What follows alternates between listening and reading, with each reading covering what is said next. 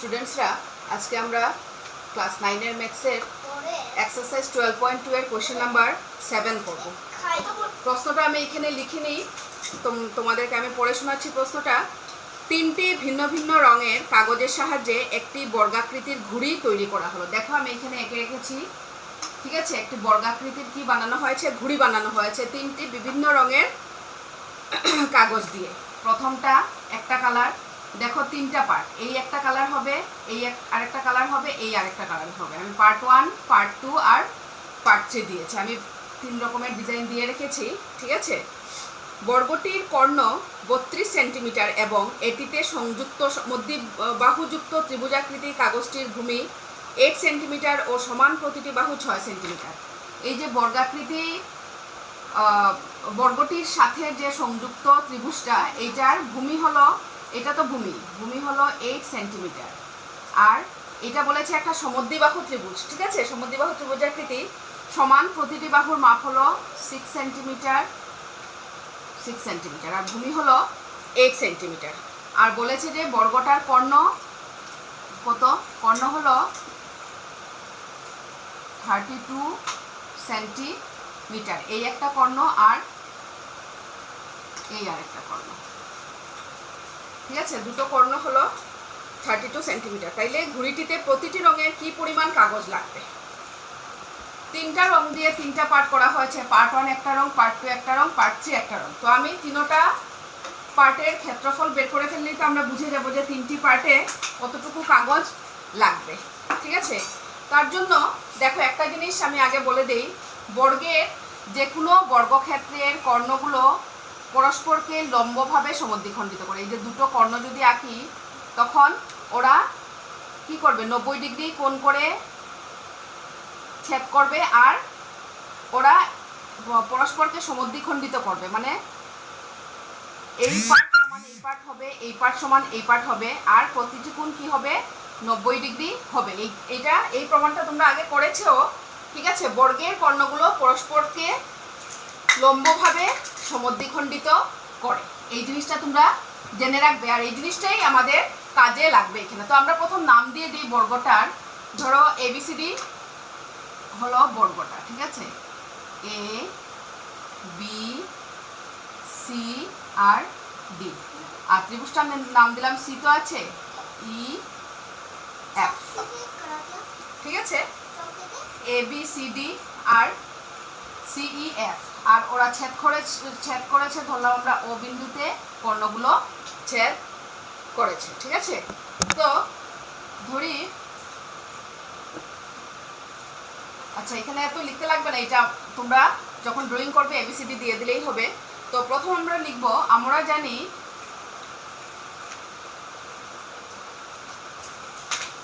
বর্গের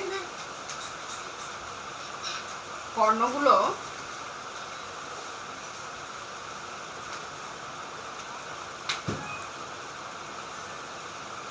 সর্বদা লম্বভাবে সমদ্বিখণ্ডিত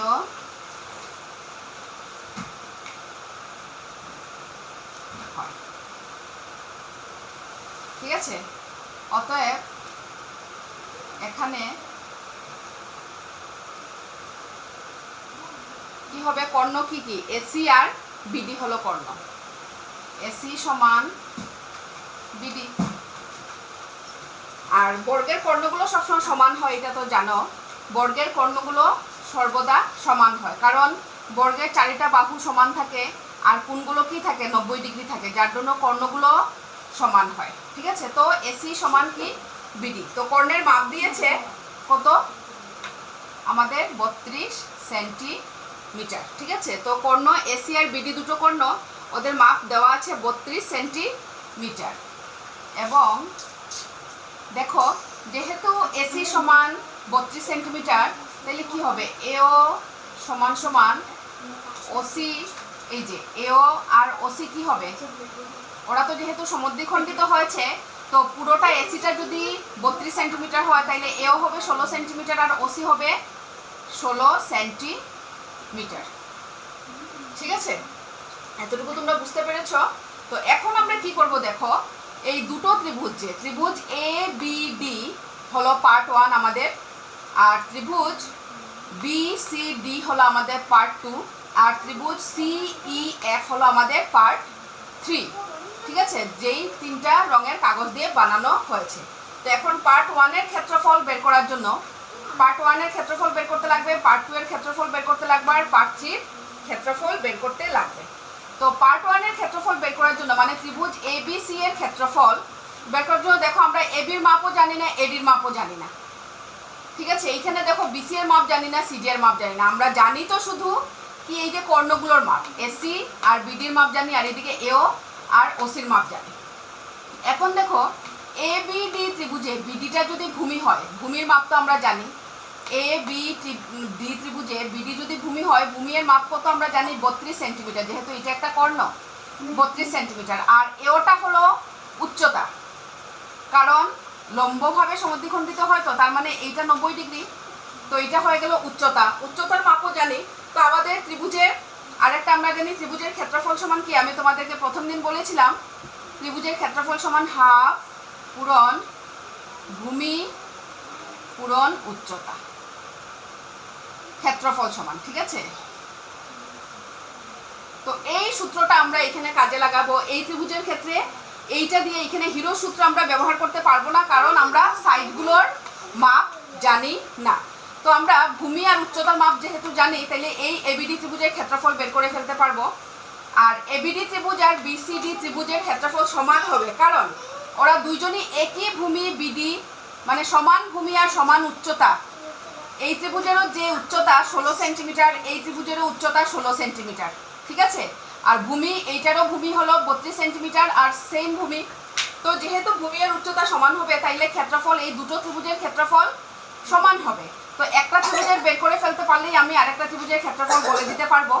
আর নেক্সট হলো পার্ট 3, এই 3 নম্বর ত্রিভুজটা সিইএফ ত্রিভুজটার ক্ষেত্রফল বের করার জন্য আমাদের হিরোর ফর্মুলা আছে, কারণ এখানে তিনটা বাহুর মাপ দিয়ে দিয়েছে আমাদেরকে। ঠিক আছে, তিনটা বাহুর মাপ যেহেতু দেওয়া আছে, তো এইটা আমরা ব্যবহার করব, হিরো সূত্র ব্যবহার করে এইটার ক্ষেত্রফল বের করব। আর এই দুটোর ক্ষেত্রফল বের করব আমরা হাফ ইন্টু ভূমি ইন্টু উচ্চতা দিয়ে। ঠিক আছে, তো ত্রিভুজ এ বি ডি এর ক্ষেত্রফল সমান কি, আমরা জানি হাফ পূরণ ভূমি পূরণ উচ্চতা, সমান সমান হাফ পূরণ এবিডি ত্রিভুজের ভূমিকে বিডি পূরণ উচ্চতা কত, ও এ বা এও, যা ইচ্ছা তোমরা লিখতে পারো, এও লিখতে পারো ও এও লিখতে পারো, ইকুয়াল টু হাফ। আর আমাদের ইসে হবে কি, বর্গ সেন্টিমিটার। ঠিক আছে, যেহেতু ক্ষেত্রফল, তো হাফ ইন্টু বিডি কত 32 সেন্টিমিটার।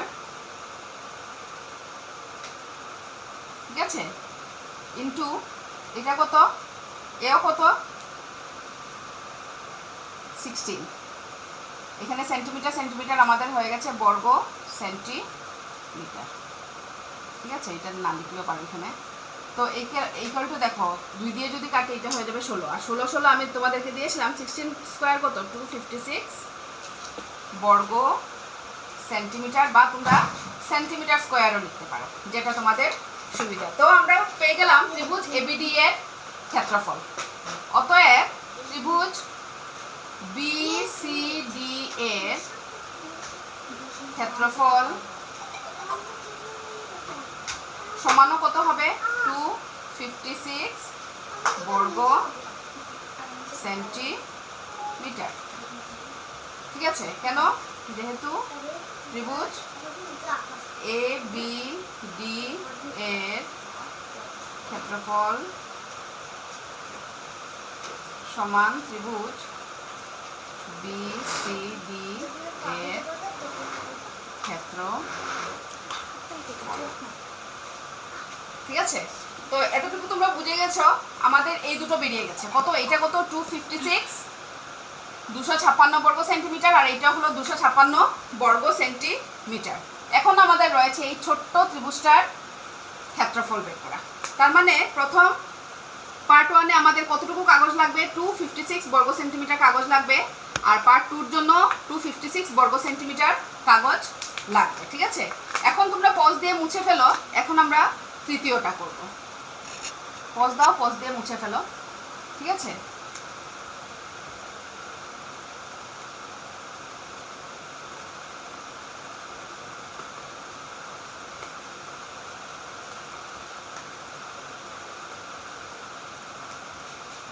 আচ্ছা দেখো, এখন ত্রিভুজ তোমাদেরকে পজ দিয়ে উঠিয়ে ফেলো বলতেছিলাম, আমি মুছে ফেলো বলে দিয়েছি। যাই হোক, তোমরা আশা করি পজ দিয়ে উঠিয়ে ফেলেছো।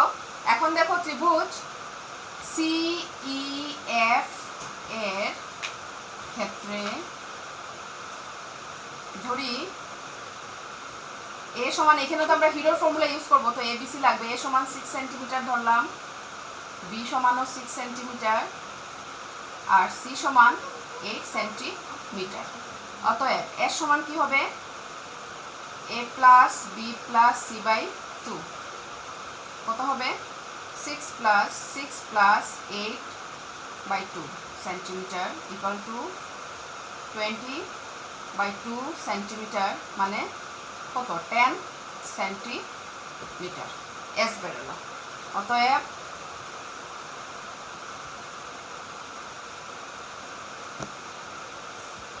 ত্রিভুজ CEF এর ক্ষেত্রফল সমান √S into S minus A, S minus B আর S minus C equal to S কত পেলাম আমরা? 10 ইন্টু 10 মাইনাস 6, 10 মাইনাস 6, 10 মাইনাস 8। এখানে হবে বর্গ সেন্টিমিটার। ঠিক আছে, তোমরা লিখবে, আমার জায়গা নেই তাই আমি লিখিনি। 10 কে আমরা কি লিখতে পারি? দেখো, 5 ইন্টু 2 লিখতে পারি। এই 10 এর জায়গায় আমরা লিখলাম 5 ইন্টু 2 ইন্টু 10 মাইনাস 6 কত? 4 ইন্টু আবার 10 মাইনাস 6 হলো 4 ইন্টু 10 মাইনাস 8 হলো 2 বর্গ সেন্টিমিটার ইকুয়াল টু, দেখো এখন √5 ইন্টু, দুইটা 2 আছে, 2 ইন্টু 2 মানে 2 স্কোয়ার ইন্টু 4 ইন্টু 4 মানে 4 স্কোয়ার বর্গ সেন্টিমিটার ইকুয়াল টু, দেখো এখন 5 তো যদি রুটের বাইরে নেই, 2 স্কোয়ারটাকে রুটের বাইরে আসলে 2 হবে, ইন্টু 4 স্কোয়ারটা রুটের বাইরে আসলে 4 হবে, ইন্টু 5 তো একাই আছে, তো 5 রুটের ভিতরে থাকবে, বেরোতে পারবে না। √5 বর্গ সেন্টিমিটার ইকুয়াল টু কি লিখতে পারি আমরা? 4 দুগুণা 8 √5 বর্গ সেন্টিমিটার। ঠিক আছে, 8 √5 বর্গ সেন্টিমিটার। তো এখন আমরা √5 এর মান বের করতে হবে। তো তোমরা আবার পজ দিয়ে তুলে ফেলো। দেখো,